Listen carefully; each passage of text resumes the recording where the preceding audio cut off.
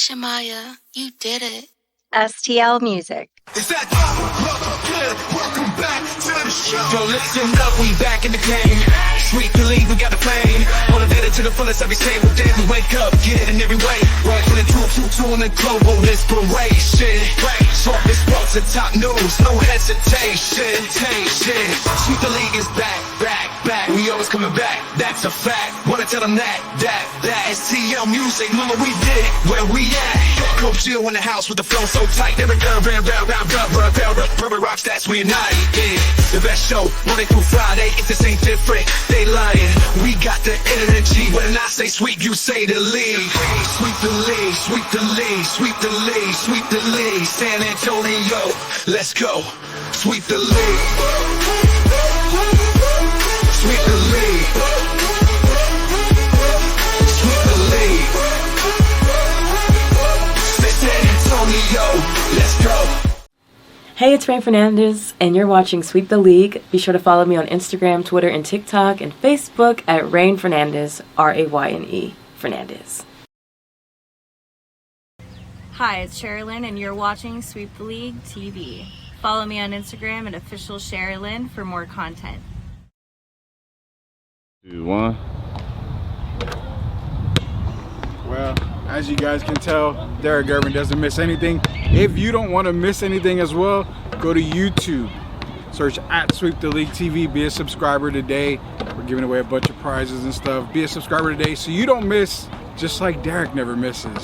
Subscribe to Sweep the League.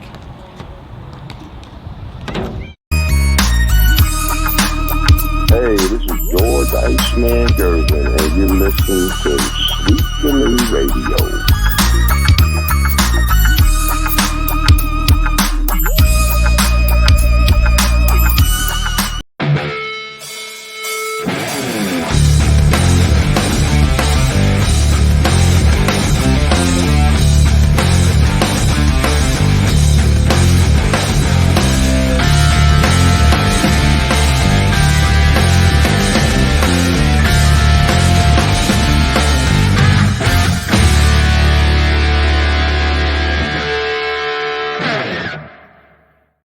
What is up? It is a Thursday NBA Jam edition of Sweep the League. Rudy Campos Jr. coming to you with Hall of Famer Derek Gervin.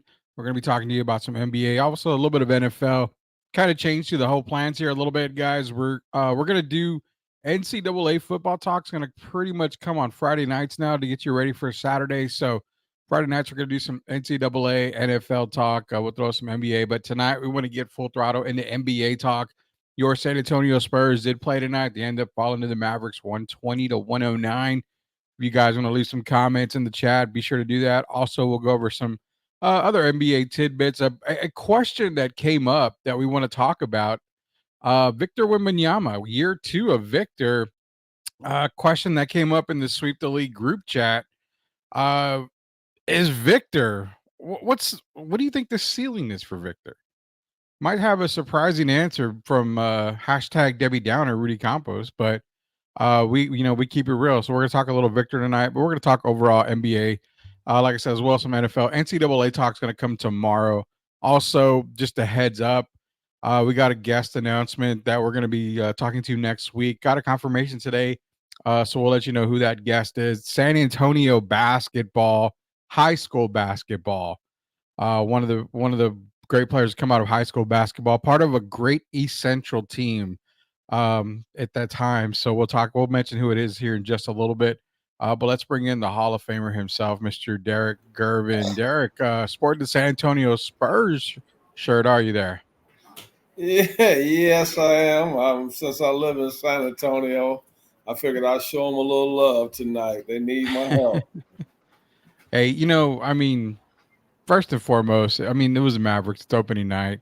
I saw a lot of good things for the San Antonio Spurs tonight. Didn't see, I saw a lot of things that I saw improvement on. Harrison Barnes coming off of a very disastrous preseason for the Spurs. He turned it around tonight. He played really well. I really like Champagne as well. He surprised me last year. He kind of started the season really, really slow and just kind of fault. You know, he kind of just fell off the face of the earth on the rotation for the San Antonio Spurs, but he came in strong this game. There was some positives in there, still some negatives, but I mean, it's kind of like what we had been saying, kind of going into the season. Set your expectations, just not low, but set them at a reasonable, win total. I think. Well, first I'll say good evening. Oh man, I don't know where to start. I'll just say they play hard. That's for sure. The And the Rasheed only thing Wallace. I'm happy it was the first game of the year because if you really look at it, Dallas came up short on a lot of their shots Yeah. because they're not in condition yet. Guys are still working themselves into basketball shape. I'll say, you can practice all you want, but that's different than actually playing the game. Yeah. And so the guys played hard, but I got to be honest, and I'm not trying to hurt anybody, but I'm gonna always be honest. I don't like Victor being on the perimeter so much. At one time, he was 3 for 14. He finally hit a 3-pointer, but that's not utilizing their strengths in my eyes the best way they can. I like how Harrison Barnes played. Started off 6 for 6. I thought Champagny played well. But we got to remember they're kind of shorthanded with no Devin Vassell. But I'm disappointed in the Pop letting them play too much I'll say, perimeter basketball. If they're going to be a decent team or try to fight for or play in or whatever, Yeah. Victor's got to play down low more. And he's got to take better care of the ball. When he was dribbling the ball a few times, even Luka guarded him a couple times. And these guys are putting their body on him. And the reason I say it's a problem is because Victor has to get a wider base. He's standing up kind of straight, which means you don't have your full strength. And guys are bodying him. And he's just got to, continue to work. And we got to play him inside out. I don't like the behind the backs and all of that from the 3-point range, him bringing the ball down just so he can hand it off to Champagny. We need Champagny to be handing it off to Victor. But he needs to be catching it in that 15 feet and in area more so than he did tonight. And if they can correct those kind of things, then I think they'll be a better team. Victor's got to be down low a lot more, and that'll open up things for everyone else. Yeah, we got everybody joining the chat tonight. Sith Lord Elias is in here. Shout out to him. Him and Brandon do a very good job on their Down for the Count wrestling podcast. You may want to check them out. They do a fantastic job. He agrees, man. Wimby needs to play within the perimeter, all that size for what. It's kind of what we have been saying last year, man. You've got all that size, and there's nobody that can stop you in the paint. The one thing that worried you and I and everybody was the strength. You would probably be pushed out of the paint a lot, but just because you lack strength doesn't mean you can't gain technical skills. Basically just your attributes get better in the paint. You can, we talked about get him a fadeaway jumper, something like a LaMarcus Aldridge fadeaway, a Patrick Ewing type fadeaway. He's tall enough. Why can't you add a sky hook or a baby hook shot? I mean, that's almost pretty much impossible to block at his height. You saw Kareem for years master that sky hook, and there's a lot of things Victor can do to where he's not going 5 for 18, shooting every single game. You saw, I'm going to go to the box score here. What do we have on 3-point shots for Victor? 1 of 8. I mean, do you really want your 7'8" guy shooting 8 threes a game? 12.5%, man. I'm a math guy. 1 for 8. That's 12.5%. Yeah. I mean, do you really want to see him shooting 8 3-pointers a game? I mean, I don't, to be honest. And then on the post, a few times, there's a difference catching it on the post, okay? When you're 10 feet in and then catching it on the mid post, you're 10 to 15 feet and shooting fadeaways off 1 foot. Yeah. I know this is 2024, but you have to do what's best. You have to utilize your skills to the best of your advantage to do what's best for the team. And I know it's only one game, so I'm not going to panic, but it is kind of scary because it's similar to last season. Yeah. And I know they brought in Chris Paul, but he's 38 years old, and Harrison Barnes is 32. We need Victor getting to the free throw line a lot more. And the more he drives to the basket, the more it'll open it up for guys like Champagne, guys like Sohan. Even you saw Sohan shooting threes. And I don't think that's utilizing players at what they do best. Pop's got to make some adjustments. I hopefully he will, but I love Victor, but it's too similar to last year with the 3-pointers. And he's going 5 for 18. That's inexcusable when your biggest player or tallest player is Daniel Gafford, and then you got Derek Lively. Yeah, and I agree, with Tim is in here saying, it's just one of 81 games. And yeah, I mean, we're not overreacting to one game. We're just kind of seeing what what sets right for us and what feels right. I mean, even the TNT crew, a couple of those guys were kind of stating the same thing. He's so tall. I mean, you should be able just to be in the perimeter. And Shaq has been very vocal when it comes to Victor.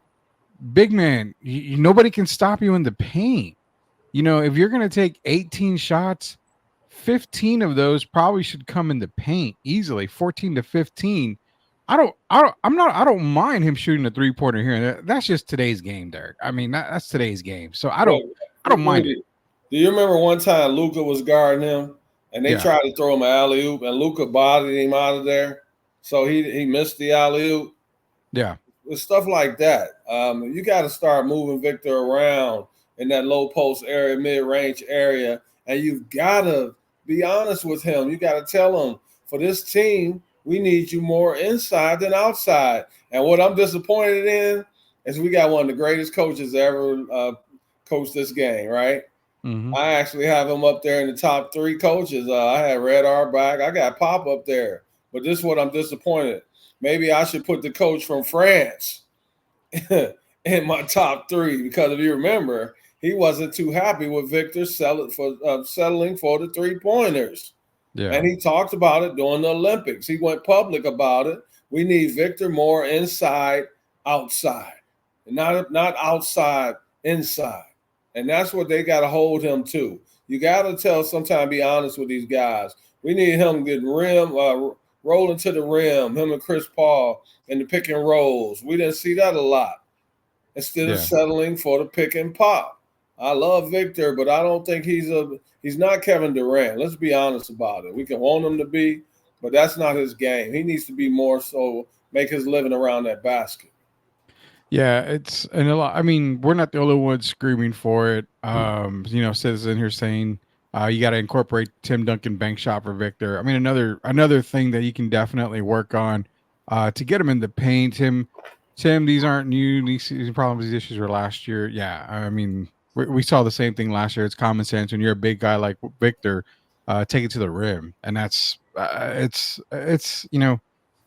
You're not dealing with Manute Bol or George Murison or Sean Bradley here. You're dealing with a player that knows how to use his size, that has an inside-outside game, but lacks the interior dominance that you would expect him to have. It was kind of funny because earlier you and I were talking on the phone, and you called me for one question, and you asked me, you asked me, we don't lie on Sweep the League. We tell everybody like it is, and we love doing that. You asked me flat out, will Victor ever get to David Robinson or Hakeem Olajuwon level? And I took probably 5 milliseconds, and it just said no. Yeah, it didn't take long. Yeah, I said no. And it's not that I'm hating or I'm a Debbie Downer for Victor or the Spurs. I'm not. I mean, just think about it. You're talking David Robinson. David Robinson's first year, I mean, stats were pretty identical to Victor. If you look at the rookie campaigns, they're pretty identical. I think David had a couple more rebounds more than Victor. I think blocks were pretty identical. I think David scored more points, but the question is, well, where does Victor stand? I think I said, probably, I mean, I would probably put him in the Alonzo Mourning category, but not that bad. I think he's going to be way better than Alonzo. Probably I think Alonzo had 2 years that he led the league in blocks. I think he was an all defensive first team. I can't remember if he won an NBA defensive title. I think he did. So, I mean, it's not bad comparison, but I think he's better than Alonzo Mourning, but will he ever get to Shaq or David Robinson dominance? I don't know. I can't buy it. I can't see it. So we're talking what? One of the greats of the game, Patrick Ewing. Probably around there. Probably around there right there. Look at Pat. What was Pat's downfall? Shooting too many jump shots.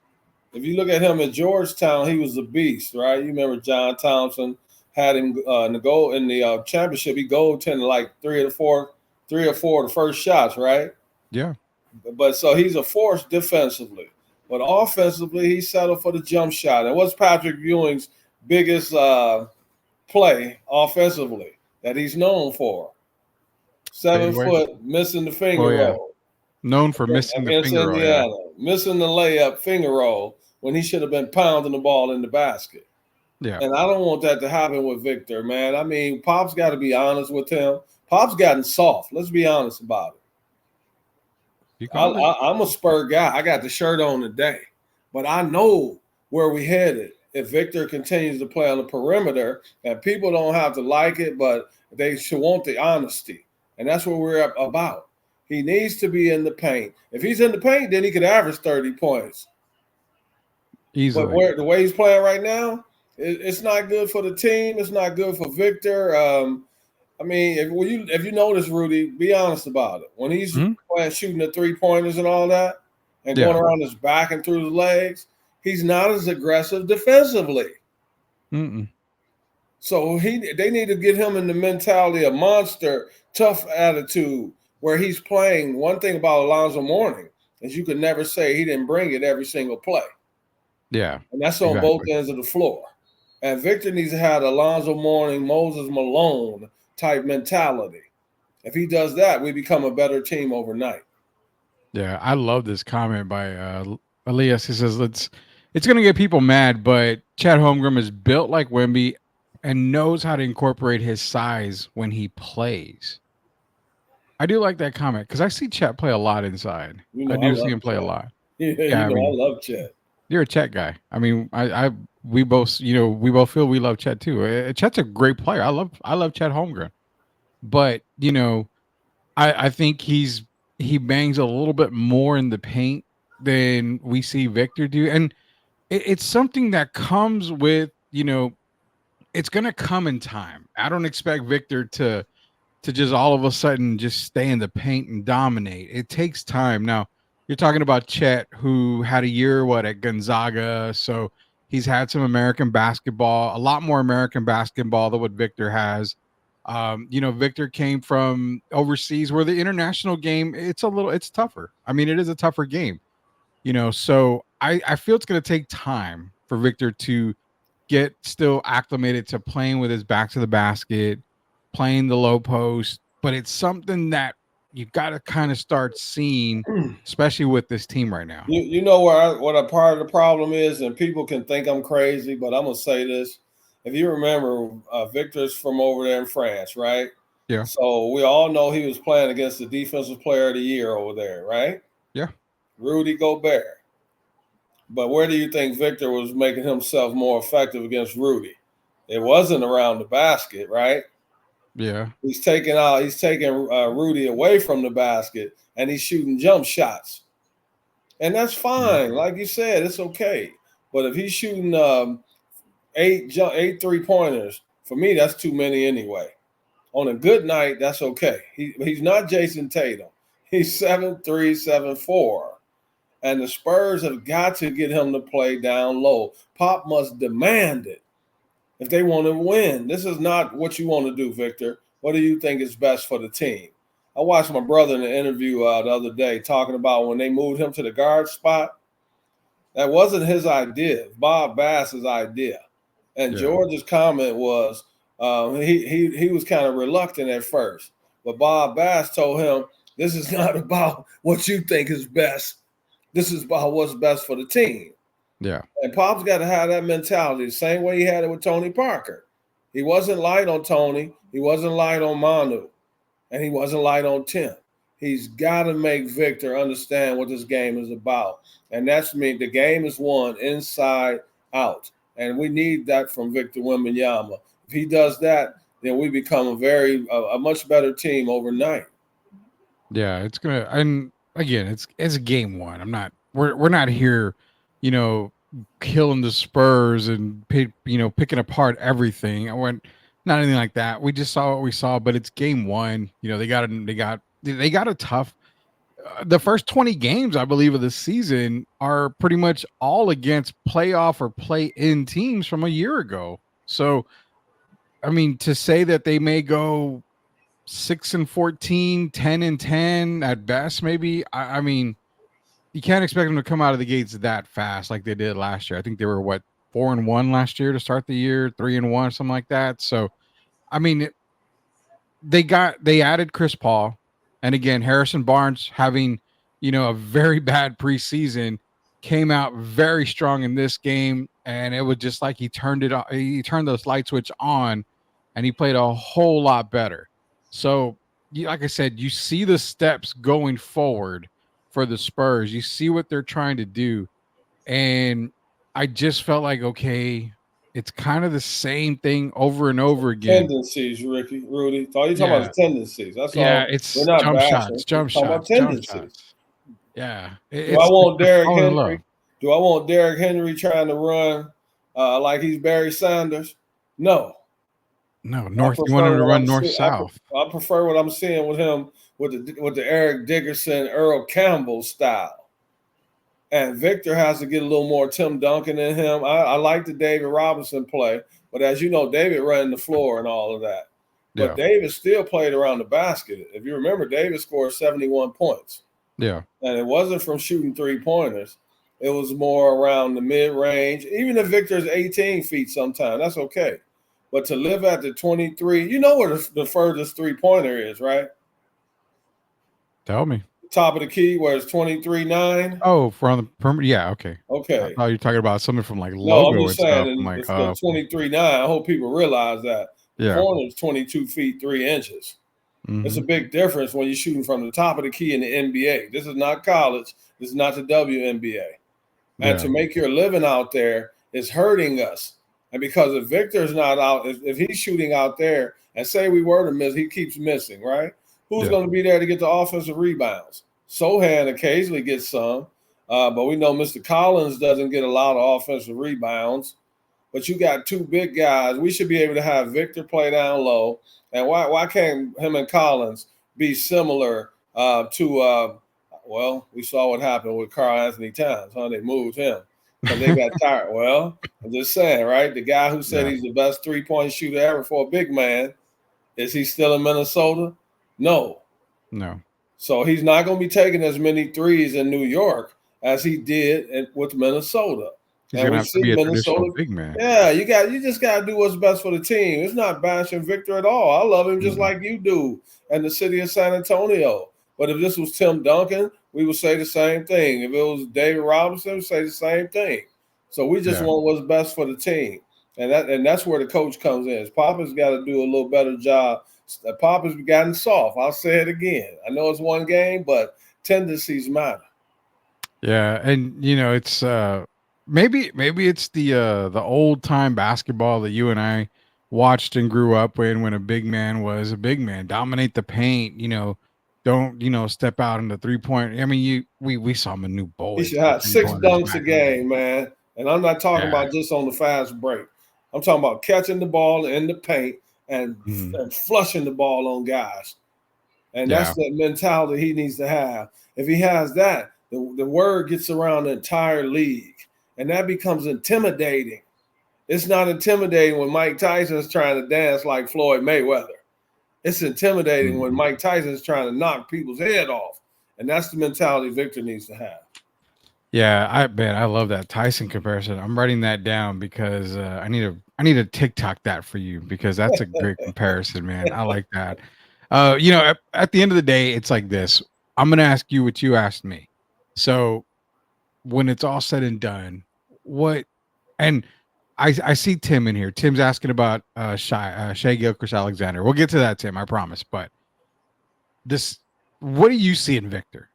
I mean, do you see, like you talked about, Hakeem, Shaq, David, if he was to improve even more, which he's good.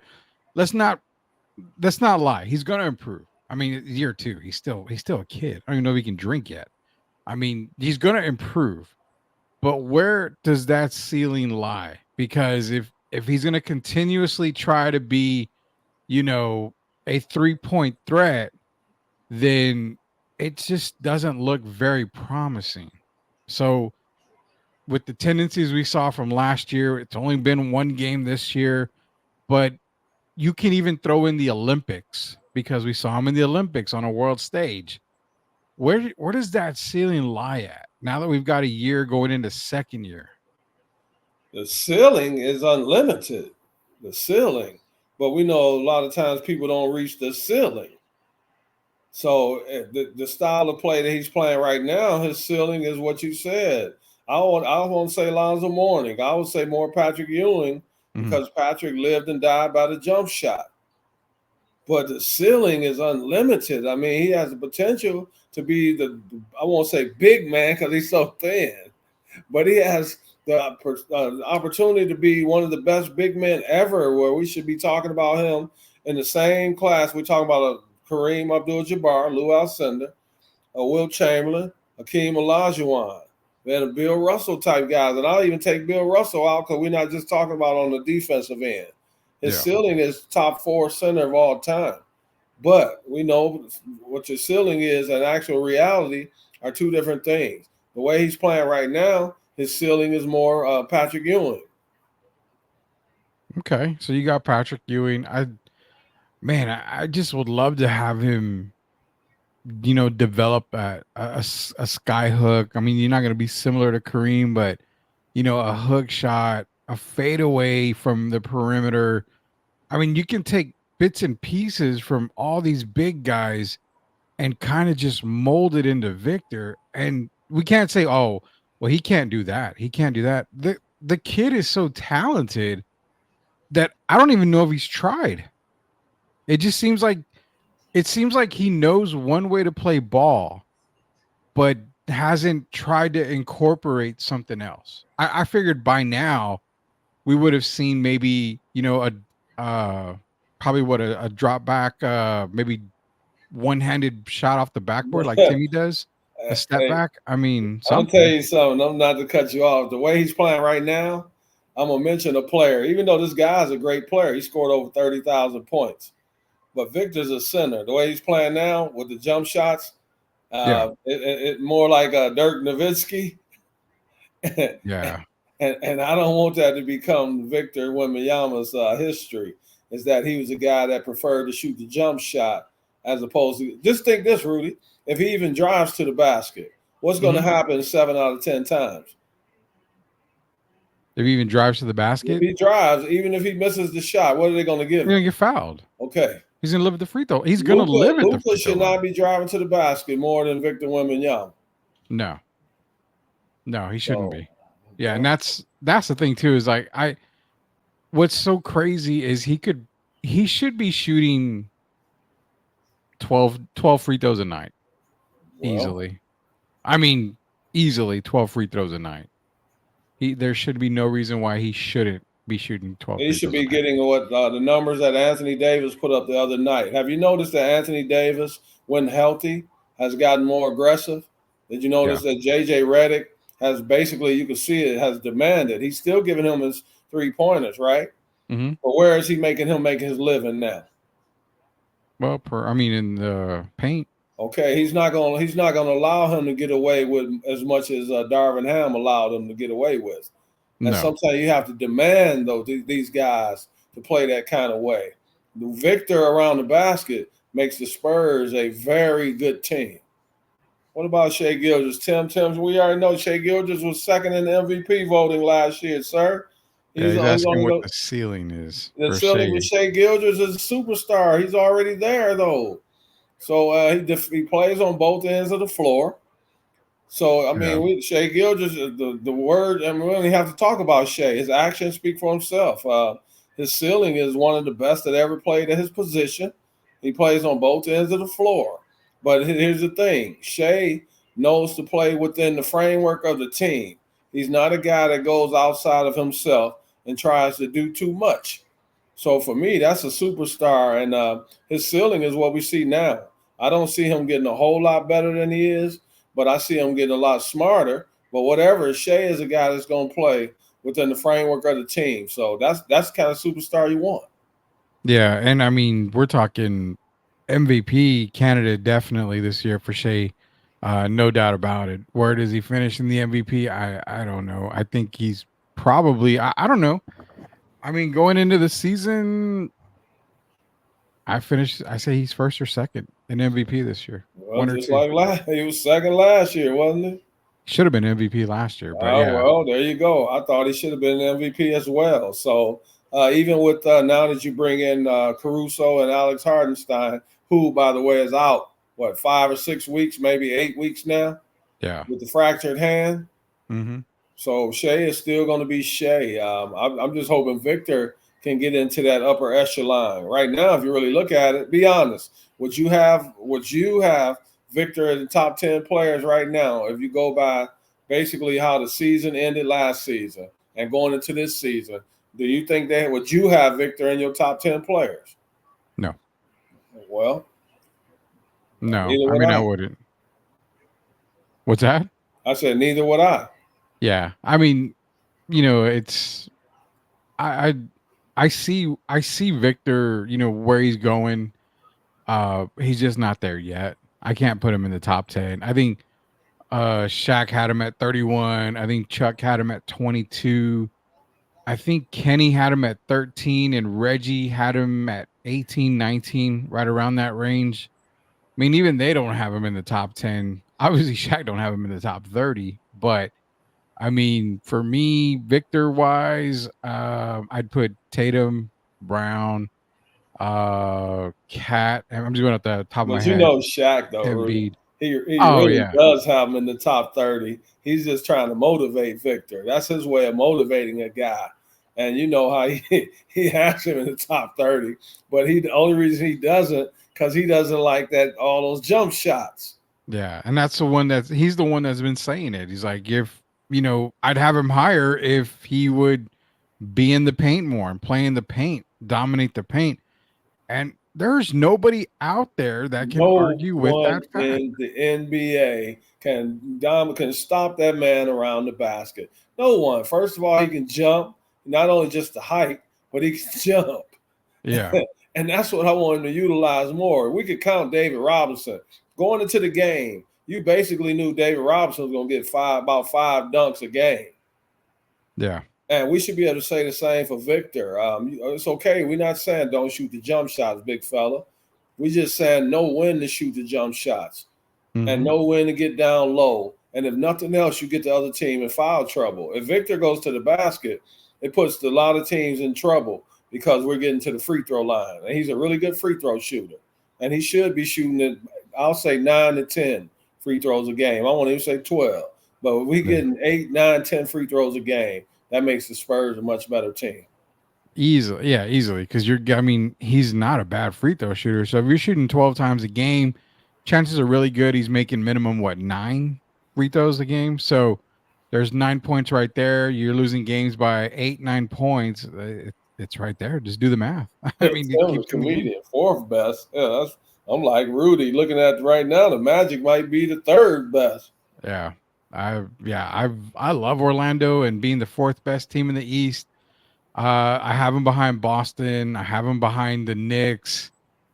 After that, I think they could be. I think they're a better team than Milwaukee, man. Yeah. A lot of people have to remember Milwaukee played well, right?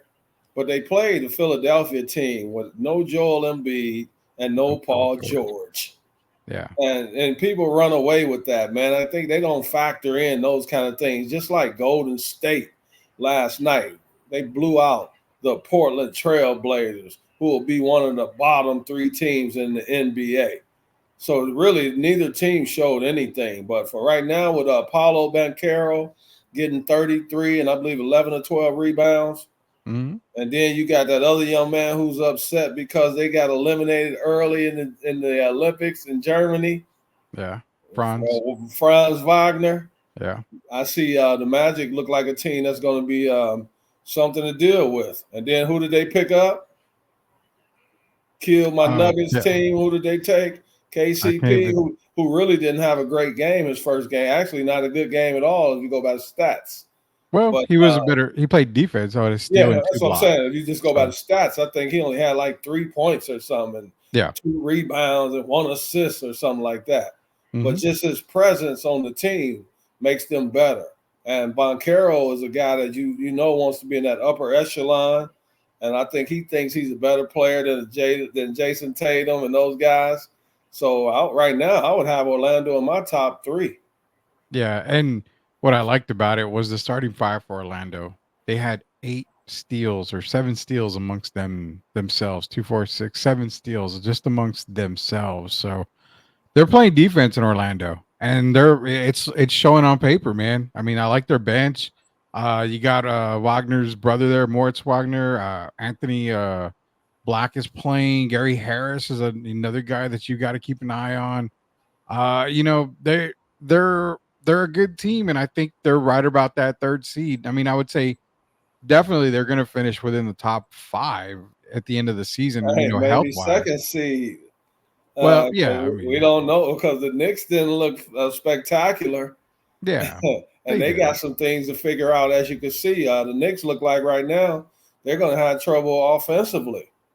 And I hate to say that, but I mean, other than Brunson, Cat is going to be up and down offensively. Every game, you're not going to get 25 from Karl Anthony Towns. no, Let's be honest about it. They look like they were kind of shorthanded offensively. So that's something that they still got to work on. Tibbs has got to figure out how many guys is he going to play. Wasn't their second best scorer Deuce McBride? I think Deuce went 8 for 10 or something like that. So they still got some figuring out to do offensively. So if you go by right now today, I would have the Celtics and I would have Orlando Magic second. I wasn't very impressed with Milwaukee. They look like the same team as last year. And, of course, Chris Middleton is still out. I know Taurean Prince and Gary Trent Jr. at some point they're going to get more acclimated to the team. But right now today, I would have Orlando the second best team in the Eastern Conference. yeah. I was giddy on Orlando a year ago. I'm even more giddy on them this year. And I said, in our earlier preview show, I told you guys, I feel like they can go pretty far in the Eastern Conference playoffs. I really do. As long as they stay healthy. They got to stay healthy. But it just seems like that's why I was like, man, Klay Thompson for Orlando would have pretty much sealed the deal for me with them and said, okay, this is contending now. But they still need that veteran, that one guy to just take the kids and be like, all right, this is it. KCP can be that guy. Well, he could be that guy, but I just don't. I think they still need that one guy. It's a different dimension than Klay Thompson, though. What's Klay that? It's a different dimension with KCP as opposed to Klay. Because, Klay's going to spread the floor every night. Even if he isn't hitting his shots, Klay, you can never forget, Klay scores 60 and 11 dribbles. Yeah. And so that's a different threat than KCP. We saw KCP last with Denver. If you remember, he didn't have a great year with the Nuggets. And that's part of the reason he's no longer a Nugget. So I'm hoping he can regain his championship form. And I'm not going to give up on him. But right now, offensively, he hasn't looked very great. He hasn't looked like the KCP of 2 years ago. Yeah. Yeah, no, that's for sure. Ray Dean, Lake's got a big W, told you 55 or more. He's on the 55 win game for the Lakers. He's got the Lakers winning 55 games. So he's going to stick to it. Who do you think? James Dean, Ray 50. He got the Lakers going 55 and 27 or better. Yeah, that's what he's got. Well, I mean, they play the games. He said 80 is the truth. Yeah. Hey, I think we are absolutely all in on AD this year. I mean, ever since the 27. Oh boy, Ray! If they go 55-27, look what I'm doing. I'm gonna salute you, my man, because I love AD. But you got to remember this: how long will LeBron play second fiddle or third fiddle during the course of an NBA season? You got to Yeah. still factor that in. JJ Redick says he wants ball movement, but at the end of the day, it's not what JJ wants. We know it's what LeBron wants. Yeah. And we'll see how that affects AD as the season goes on. Yeah, it's gonna be one to look at for the Lakers. I kind of, I mean, 55 for me is a bit of a reach. I think I'm good with 40. I don't know, 40. If they go 50 and 32, the Lakers have had a hell of a year. Yeah, I would be. They're in the Western Conference. We're not talking about the Eastern Conference. Oh, in the Eastern Conference, I'll give them 55 wins in the Eastern Conference. Yeah, in the Eastern There's no Conference. doubt about that. Yeah, there's no doubt about that. And I'm all in on AD. I will admit, this year I'm all in. I was, I'm like, man, every year I'm like, man, AD, is he going to stay healthy? Is he going to stay healthy? Then I saw him in the Olympics, and I'm like, okay. Then I saw him, first game against Minnesota. I'm like, wow, okay. I think I'm going all in on AD. I'm not buying the BS that you hear about, well, AD is way better than Tim Duncan. You're going way too far. You're drinking too much of that AD Kool-Aid, and it can't have that. But I like the AD that I've been seeing in the summer, and I like the AD that I saw against Minnesota. Offense has to run through AD. I agree. He's their best player. So it is his team. I will agree with Ray on that. It is AD the best. Should be his team. Oh, yeah. I have to see it to believe it. Remember, now once again, just like Boston with the 29 threes, it's only one game. Yeah. So I recall saying last year that it was AD's team. I'm talking about me personally. I also recall saying the year before last, 2022-23, it was AD's team. So we'll see what happens. I'm going to say it again. Will LeBron allow it to be AD's team and he plays second fiddle? That remains to be seen. Yeah, and just before we go to a quick commercial break, I will say the whole LeBron and Bronny checking in thing, we knew it was gonna happen. I'm glad they got it out of the way. I'm glad that they did it, pretty quick and it happened. But come on, man, a whole moment like that, great. You got it out of the system, whatever. It's just a marketing ploy is all it was. It was just for advertising dollars. It was this and that. Bronny's probably not going to be in the league in a year or two. I would say that. And it's kind of crazy because he should be playing in the G League. I'm not hating on the kid. I'm calling it like it is. I mean, if you have a preseason the way he did, you're cut. I don't even know if you get to the G League, you're cut. But because of the last name, he's definitely going to be celebrating him getting a layup in preseason against Golden State, or getting one rebound the first game of the season. I mean, that's not a team that's focused on the championship. So hopefully, eventually, they'll start playing that. What's that kid? Oliveira. What's the kid's name? Not Connect. What's that other kid's name? That Oliveira or something like that? Olivier? Yeah, the kid. They got the kid on their team that's a really good player. Young guy, the one that Steph Curry likes. I can't think of his name. I think it's Oliveira. So I'll have his name when you come back off the break. Yeah, I'll pull his name. Actually, I've got it right here. Oh, man. You may have to help me out here because I don't even see it. I don't even see him on here. That's crazy. We'll find it over the break. Yeah, go ahead and check it out over the break. Before we go to break, real quick, we're going to make our announcement. So this coming Tuesday, we've got a guest, and it's San Antonio high school basketball champion Dante Mathis, former East Central player. Of course, you know him. He played next to Stanley Bonowitz for East Central. They had that run back in 95. They were 35-0, won the state championship, the 5A boys state championship. We're going to have Dante joining us on Tuesday night. Let's catch up with Dante, talk to him a little bit about East Central, that run where they went 35-0 that season to bring home the state title. He did go on to play. Was it Texas State at that time or Southwest Texas? It was Southwest Texas. Yeah, Southwest Texas. So, yeah, he went over to Southwest Texas Bobcats. He's currently an assistant coach at Texas State. So we're gonna catch up with Dante, man. We're gonna bring you a lot more guests. We're gonna also get some local guys here that we used to know from way back when, following their career. So we were gonna welcome Dante Mathis on Tuesday. Join us here on Sweep the League. So that's gonna be fun right there, man. Rudy, it is Oliveri. It's Quincy Oliveri. Quincy Oliveri. See, he didn't even come up on my depth chart over here. The kid can play. Well, we're gonna have to get to the bottom of that. ESPN, hey, quick shout out, man. We got a call today, so hopefully this leads us to something forward. I want to thank my friend, first of all, for thanking me, congratulating me in the Hall of Fame. And I want to congratulate him for making that Atlanta Hawks roster. Shout out to Keaton Wallace. And, of course, you know, his brother is in his second year with Oklahoma City, Kason Wallace. Shout out to Keaton Wallace, my man. I told you it would happen. Now you just keep on working hard.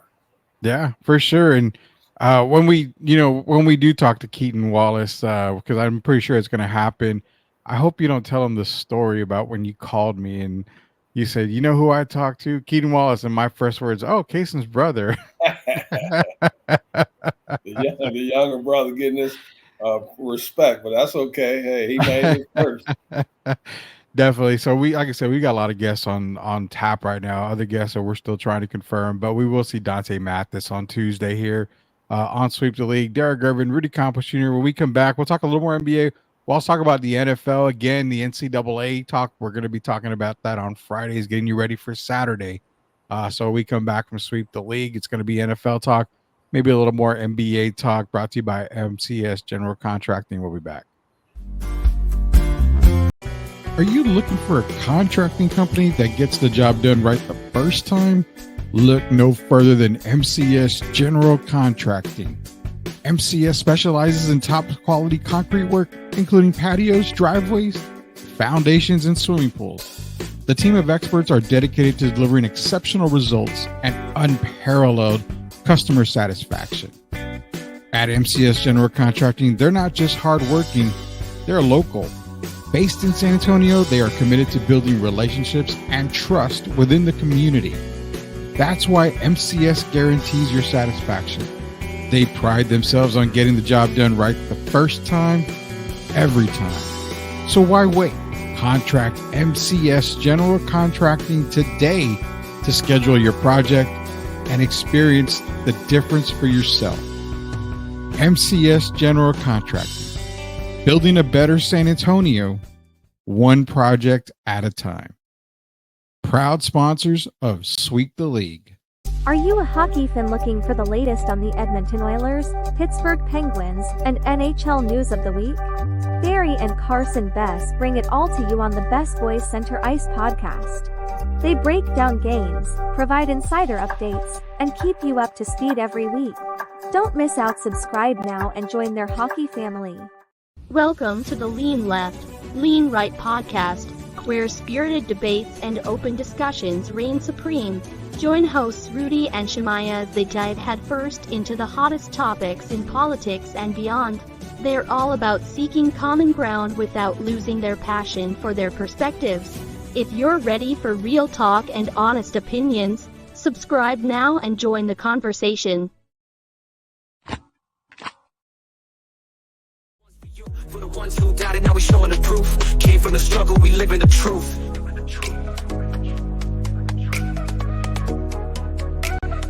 STL Music. Yeah, challenges come, but we here to stay. Built from the dirt, now we paved the way. Had a bad day, but this life ain't bad. All right, welcome back to Sweep the League. Hall of Famer Derek Gervin, Rudy Campos Jr., Coach Joe should be back on tomorrow with us. We're going to be covering our NCAA picks tomorrow. Probably give you our NFL picks as well tomorrow as well. But we will do a lot of NCAA football, getting you ready for Saturday. Also, Dante Mathis, former East Central champion over with Coach Bonowitz and played with Stanley Bonowitz. Will be joining us on Tuesday to talk more about that 1995 run, 35-0, all the way to state championship. Also his college career. I think he played overseas as well. Professionally, well, it was, I'm gonna look it up here. Billings Rim Rockers, CBA, Kirka, Pistoria, and Orlandina Basket. So he was overseas for about 11 years, what it looks like. So Dante can score. Yeah. Oh, yeah. He could definitely score. Definitely score. He was a Southland Player of the Year in '99, 2-time first team All Southland, second team All Southland as well. So yeah, I mean, definitely a scorer, definitely a player. It's going to be a another awesome interview here for Sweep the League. So I don't know if we ever made the prediction before we go to NFL, Derek. Did you make a prediction on Spurs total wins, and then did you give us a Western and Eastern Conference Finals matchup? I said Spurs. I'm like you. I'm in that 30 win area. Okay. And the way they're playing right now, I can't go higher. If anything, I would go lower. Yeah. You know, they won 22 last year. I'm gonna say this year, I'm gonna say they go 32-50. Okay. And as far as Eastern Conference, we already know basically. Come on, I mean Boston Celtics. Mm. And then for the Western Conference, I'm gonna go the team I'm looking at right now. I'm gonna go OKC. You know who my favorite team is in the West, but Oh yeah. a lot of people don't like when I say it. But when they brought in Russell Westbrook, I wasn't too happy about it. Just like I wasn't last year when they brought in Reggie Jackson. Yeah. I just don't think those guys are the right mix for that team. So I think OKC, Hardenstein will be back healthy. And then Alex Caruso. I think Oklahoma City right now, to me, is clearly the best team in the Western Conference. Yeah, I like OKC in the West. I started looking at something, and it's funny you bring him up.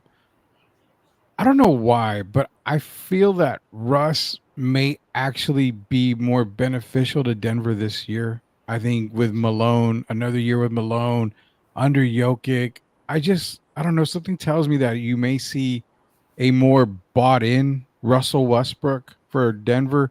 Not saying they're going to be the best team in the West, but I think he helps them a little bit more this year than expected. I don't know. I think the collective group around him, I think, kind of can get to Russ a little bit better and make him understand you don't have to be the guy like you were in OKC.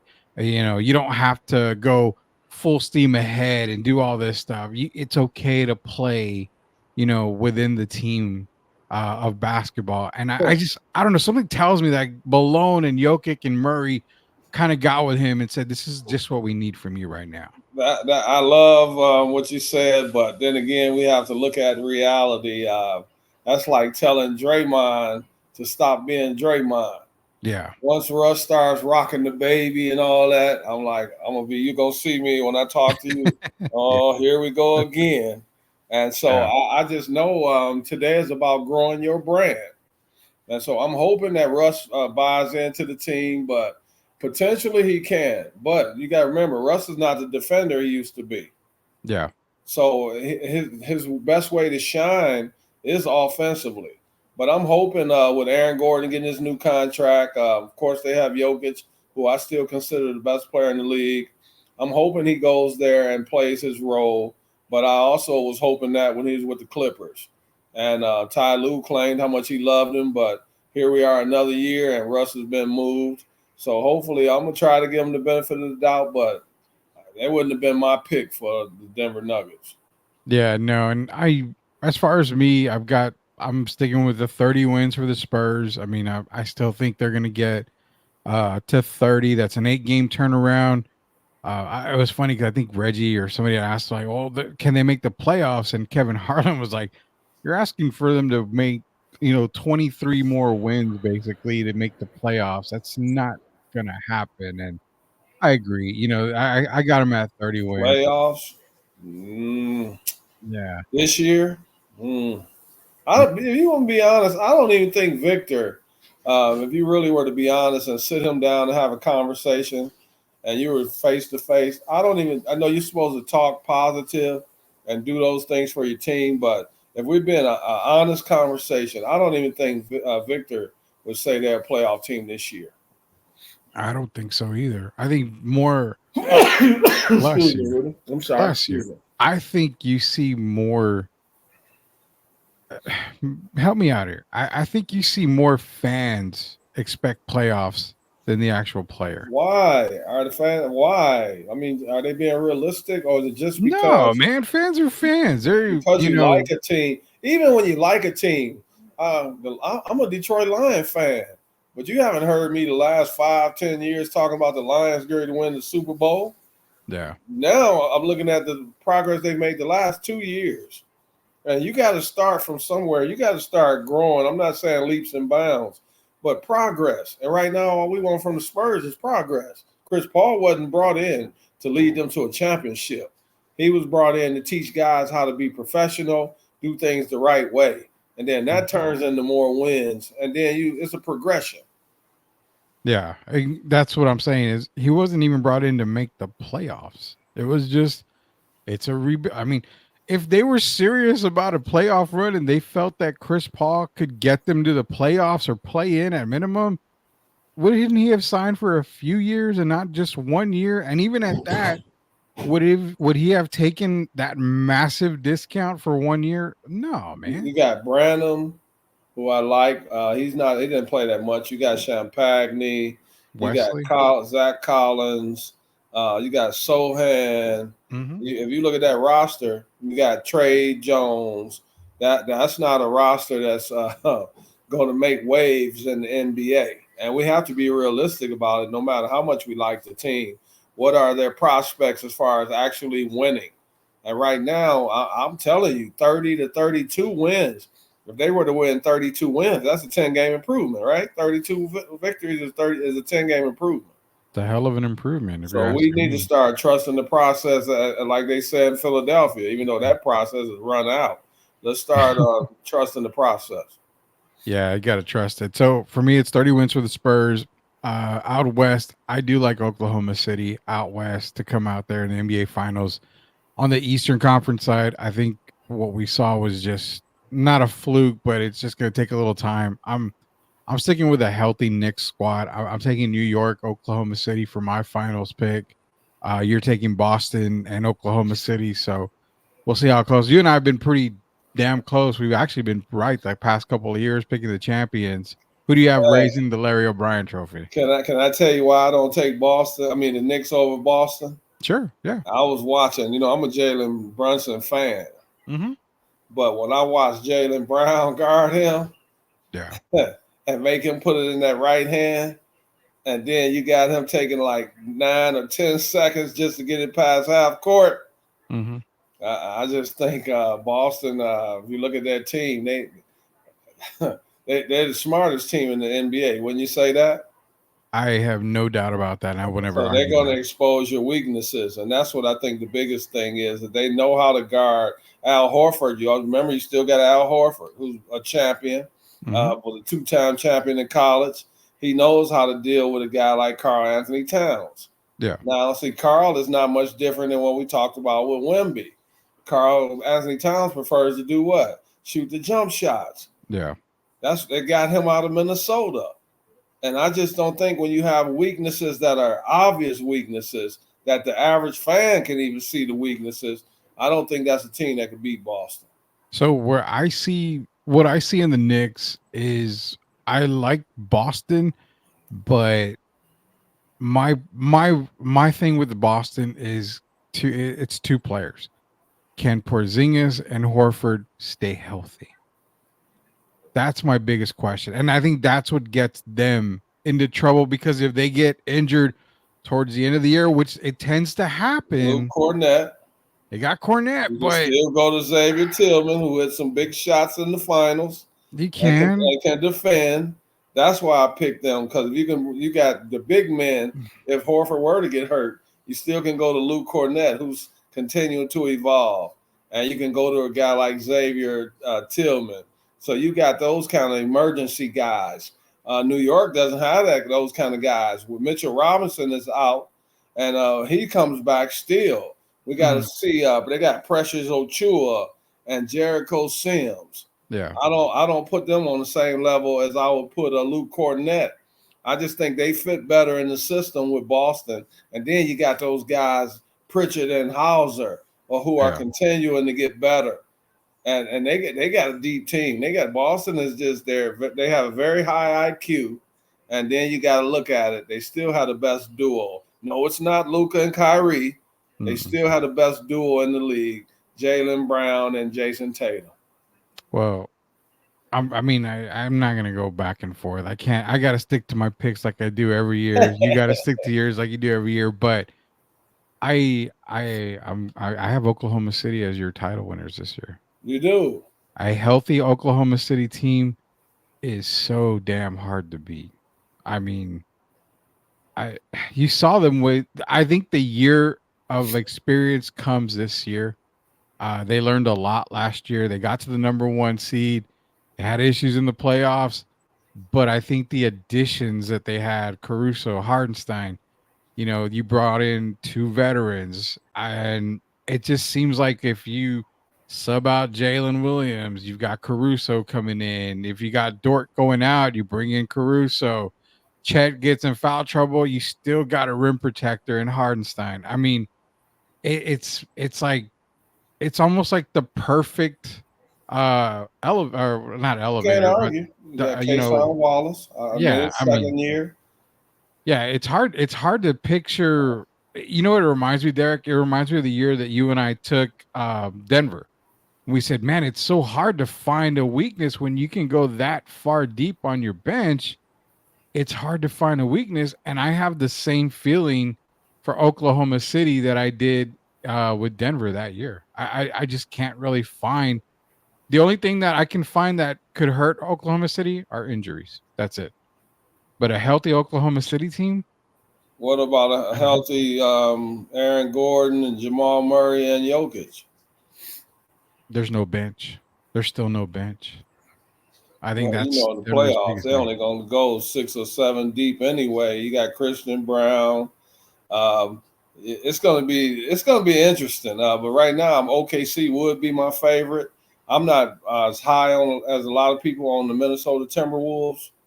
I like them, but I don't even think they're the second best team. I think Dallas is going to end up the second best team in the Western Conference. Yeah, I like Minnesota. I just think it's going to take a little bit of time for them to gel. I do like Minnesota. I wouldn't doubt if Minnesota finishes in the top 4 in the West. Yeah. I would say that easily. But yeah, for me, Oklahoma City, I just looking up and down that roster. I'm like, man, it reminds me of Denver. And even Denver goes 5 or 6 in the playoffs. If you're taking them to 7 games, those guys are playing a huge amount of minutes. It's going to be a lot of wear and tear on those guys. Plus, you know me, I'm a big guy when it comes to injury. I got to see if these guys stay injury free. Jamal Murray being one of them. I mean, can he stay healthy for the duration of the year? That's a big question mark, and that's what I look out in the Eastern Conference with Boston. When it came to Horford and Porzingis for me, Porzingis is starting off the year injured, so just trying to get these guys, to stay healthy. If they're all healthy, I can see a Boston coming out of the East. There's no doubt about that. I wouldn't mind that pick at all. It's going to be another good championship series. We're going to have the 2 best teams, one in each conference, and of course they're going to be. That would be a blockbuster to me if it were to be Boston and OKC, or if it were to be New York and whoever comes out, New York and Dallas. Either way, we're headed towards another great year. Oh yeah, easily. On the NFL side, man, you got Minnesota playing against the Rams today. Rams are up 28-20. Minnesota has the ball with 1:46 in the game. Trying to see where they are. I think they're close to the red zone, but yeah. Well, second and 10 at the 5. Taking it back. Rams just got a safety. Now it's 30-20. Looks like Minnesota's going to drop this game. Yeah, they're going to drop this game. Puka Nacua, who I had on my bench for fantasy because I saw he came back, decided to come back, get 7 receptions for 106 yards. He did not look injured today. So, nonetheless, I like the Vikings still. Just kind of a hiccup somewhere in there. It's so crazy because there was a lot of talk that Minnesota is interested for trading for Matthew Stafford, who they're playing against tonight. He's like high on their list. I wish Gio was here because there's still a lot of season left. The Rams got healthy with Kupp and Nacua back. I can't see them getting rid of Stafford right now, knowing you have your two biggest weapons back. You can make a turnaround in the NFL. Still, I mean, they're not in a tough division at all. So, I mean, I'm looking at the division right now, Derek. I mean, Seattle's the leader at 4-3. The Rams are 2-4. Yeah, but Sam Darnold hasn't exactly been chopped liver. No, he hasn't. It's not really his fault they lose and they're giving up 30 points. Yeah, he doesn't play really defense. blame that on Sam Darnold. So I think he's played very well. The Jets gave up on him. I think he's resurrected his career, and this will be their second loss in a row. But I think they'll get back in gear, and I think the Vikings are still going to have a pretty good season. I can still see them going 11-6. Oh yeah, I think the Vikings are still going to be fine. I don't have any doubts about that. But it was the fact that you're talking about people, possibly the Vikings trading for Stafford. But you can't give up on Stafford right now. Man, Stafford, Stafford's not leaving that team. I mean, I don't even think that trade would even make sense. You hear a lot of rumors today, but I can't see that happening. Hell, I heard a rumor about Kevin Durant going to Cleveland. So there's a lot of rumors out there today. This is a social media era. I don't even think they'll give up on Stafford. I still think they could salvage their season. So I don't see a trade happening at the quarterback position. Yeah, no, I don't see it at all happening. You know, NFL wise, I don't know, man. One game that I got circled this weekend is the Bills and the Seahawks. Buffalo's traveling to Lumen Field in Seattle. And I circled it because this is a game where, you know, Josh Allen and the Bills go into a tough environment. I mean, Seattle, you know, Legion of Boom, it's a tough environment to play.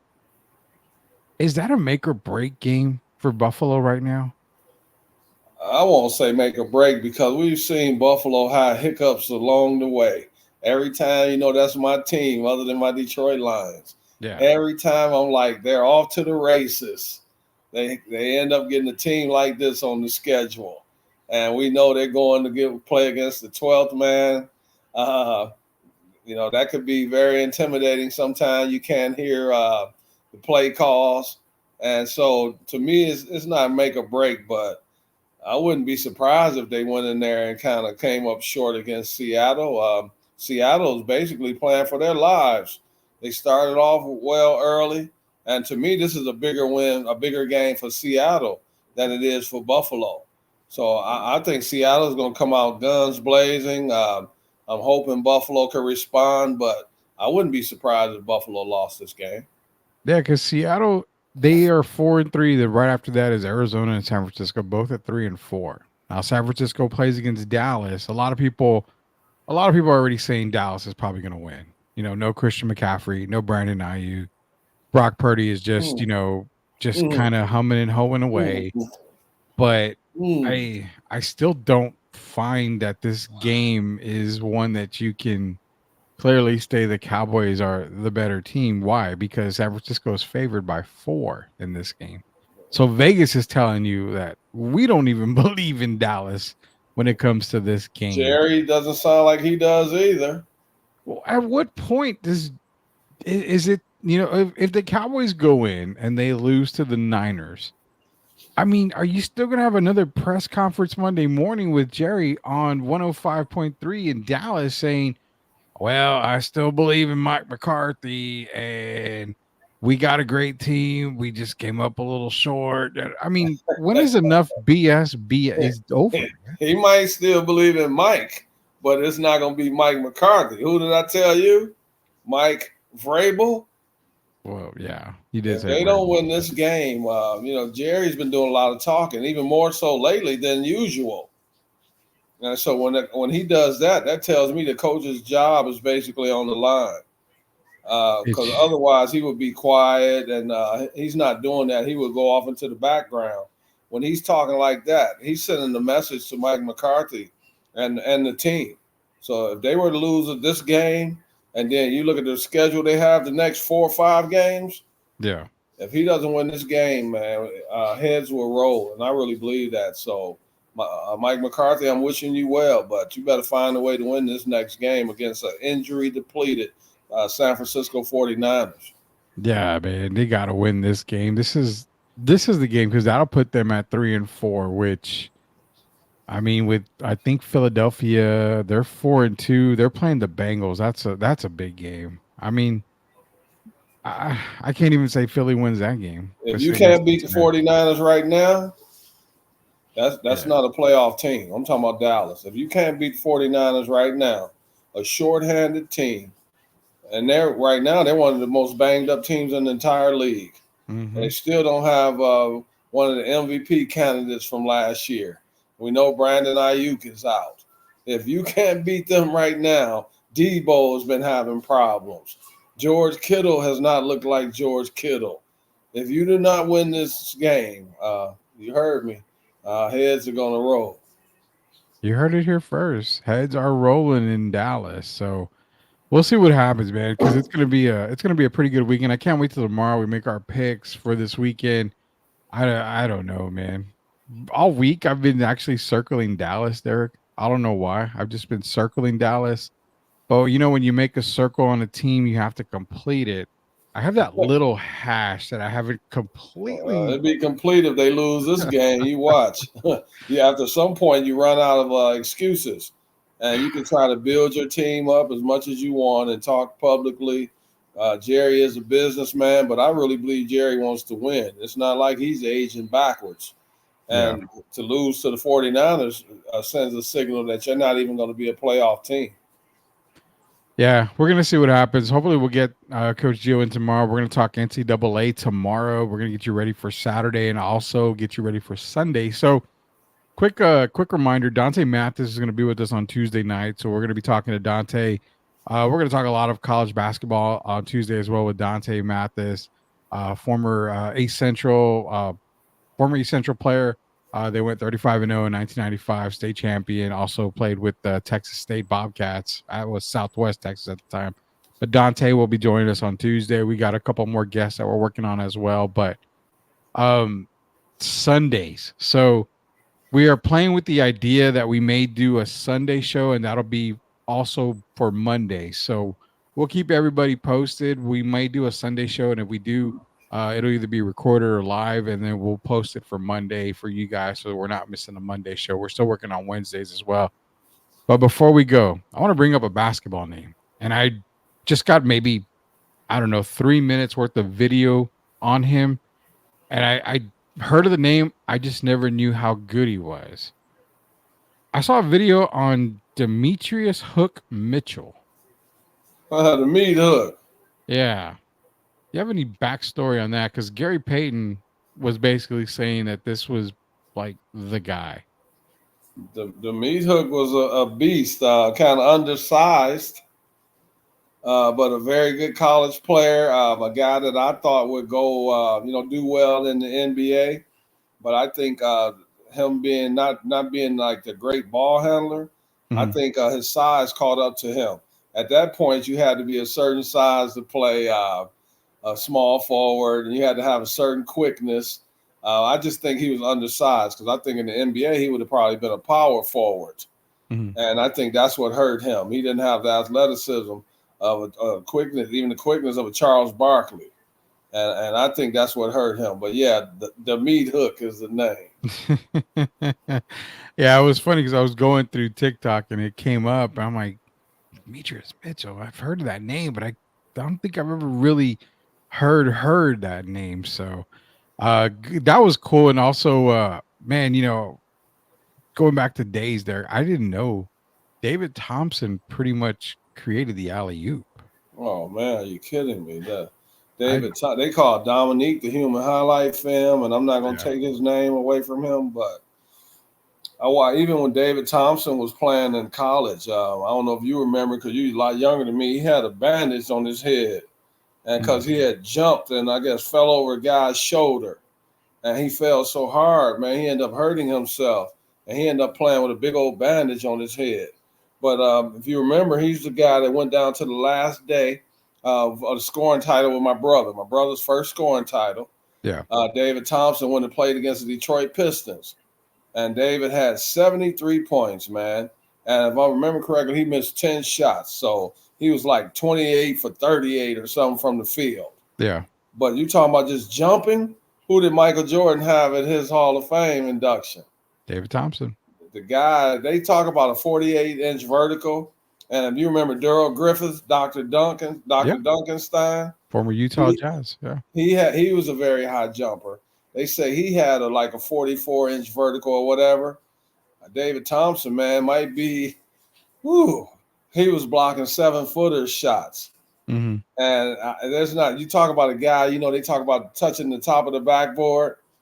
I don't know if he could actually do that, but even to be talking about a 6'4" guy being able to do that should tell you all you need to know. And he was so light on his feet, man. Mm-hmm. He didn't even write me back. I wrote him because last year at some point he had went to Killeen, and so he was in Killeen, and I tried to reach out to him. I didn't get a response.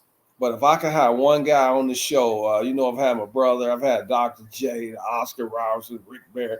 If I could have one guy on the show, it would have been David Thompson, man, the Skywalker. And that's the real Skywalker. Kenny, what's the one my man used to play with? Kenny Walker. Kenny Walker with the Knicks. Skywalker, I love him. You know, he's Skywalker, no offense, but real Skywalker, David Thompson, without question. Yeah, because it was funny that, you know, at the time when he was playing college, right, there was no dunking allowed. You couldn't dunk a basketball. He just dropped it in. He's 6'4". So they basically he just created an alley-oop to get to the basket, and that's how the alley-oop pretty much came in. He wasn't dunking it. It was just, like you said, just kind of grabbing it and laying it in. I don't know if I've ever seen a guy I don't think I've ever seen a guy that height that played pro basketball, not just the NBA, but pro basketball. The jump higher than David Thompson. You might have some guys that was up there. I played it with a guy named Mike Bell when I was in the CBA, about 6'5". I have to say Mike Bell and David Thompson, the two highest jumpers I've probably ever seen in my lifetime. Oh, wow. Jeez. Well, I found it crazy, man. When I was looking at it and I saw David Thompson, I know David Thompson scoring wise, I mean, one of the greatest basketball players to ever play. But to just hear, I was like, really? He pretty much invented the alley-oop. Like, it looked like the rim was 9 feet. I swear I'm not lying. It looked like the rim was 9 feet, and he's 6'4".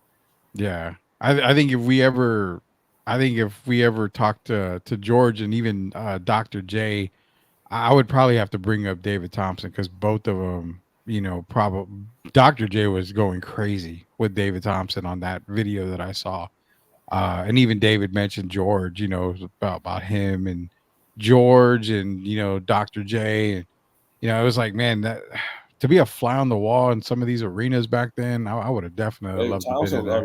Unreal. I mean, he blocked shots. He could also block shots. Yeah. I mean, 6'4". I haven't seen anything like it. Mike Bell could jump, but you talking about a guy that could play the game of basketball. David Thompson, it's remarkable even to this day. I can't even. It's hard for me to even talk about it. You see how pumped up I get. That's a high flyer. I've seen them all, the Dominiques and all these guys. David Thompson is at the top of the list. Yeah, man, it was crazy. Some of these videos I had started watching, I was like, wow, I didn't even know. Like, I mean, the whole Lamar Odom story, I saw that one about him going to Rhode Island. He was going to UNLV. The only reason why he didn't go to UNLV was because his SATs. They said he cheated. And all that stuff. So he ended up going to Rhode Island, all the way to Jason Williams. People don't know, he was drafted. And when they announced that he was drafted out of Florida, he was actually kicked off the team. Yeah, he was actually kicked off the team. So, Billy Donovan kicked him off the team, but he honed his basketball skills with the Orlando Magic and Nick Anderson, and then ended up getting drafted that summer. Even Pete Maravich didn't pass off his elbow. Yeah, no, nobody, and I've never seen anybody do that at all.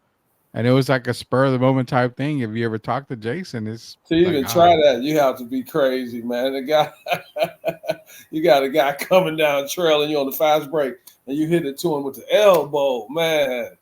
The white chocolate, you definitely get love from me. Oh yeah, and you know what's sad is I was like, you could have done that to anybody, but you had to give it to Rafe LaFrance. Come on, man, get a dunker catching that ball.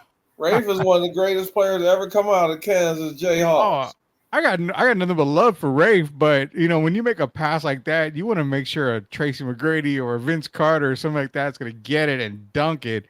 Rafe just kind of grabbed it and was about to make a move, but got fouled on the play. So. Yeah, Rafe had some hops back then. Oh, man. I love talking open up the vault here. But, yeah, nonetheless, tomorrow we're going to talk NCAA football, get you ready for Saturday. Also get our picks in for NFL on Sunday. Dante Mathis on Tuesday. We got a lot coming up here. Hopefully we'll get that show in on Sunday to where we get it for Monday as well. So, we'll keep everybody updated. Also, our first giveaway for all the new subscribers is going to happen next week. So we'll be making the announcement over the weekend here. So everybody that subscribed over at Big Texas Comic Con, all of our new subscribers, even all of our older subscribers, you're all entered into the giveaway. I think it's going to be a couple of gift cards. And also, I think it's an autograph that we have. So we got a lot of stuff we're giving away.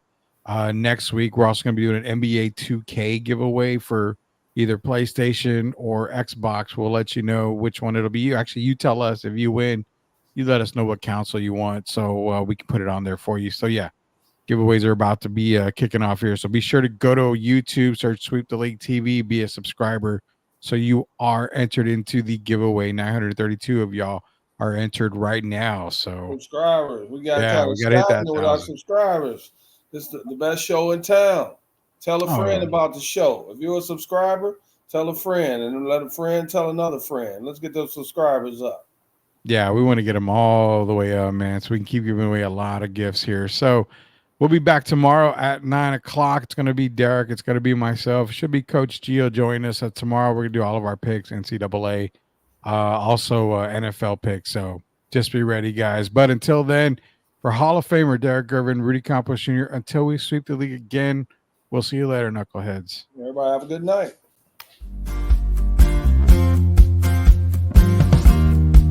Welcome to the Lean Left, Lean Right podcast, where spirited debates and open discussions reign supreme. Join hosts Rudy and Shemaya as they dive headfirst into the hottest topics in politics and beyond. They're all about seeking common ground without losing their passion for their perspectives. If you're ready for real talk and honest opinions, subscribe now and join the conversation.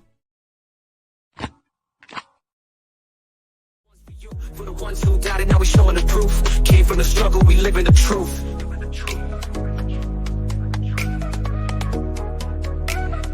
STL Music. Yeah, challenges come, but we here to stay. Built from the dirt, now we paved the way. Had a bad day. 2, 1. Well, as you guys can tell, Derek Gervin doesn't miss anything. If you don't want to miss anything as well, go to YouTube. Search at Sweep the League TV. Be a subscriber today. We're giving away a bunch of prizes and stuff. Be a subscriber today so you don't miss, just like Derek never misses. Subscribe to Sweep the League. We build a legacy, yeah, they know the name. STL Music, it's a movement, not just a claim. Loyalty, respect, that's the code we honor. In the face of adversity, we stand stronger. We build a legacy, yeah, they know the name. STL Music, it's a movement, not just a claim. Loyalty, respect, that's the code we honor. In the face of adversity, we stand stronger.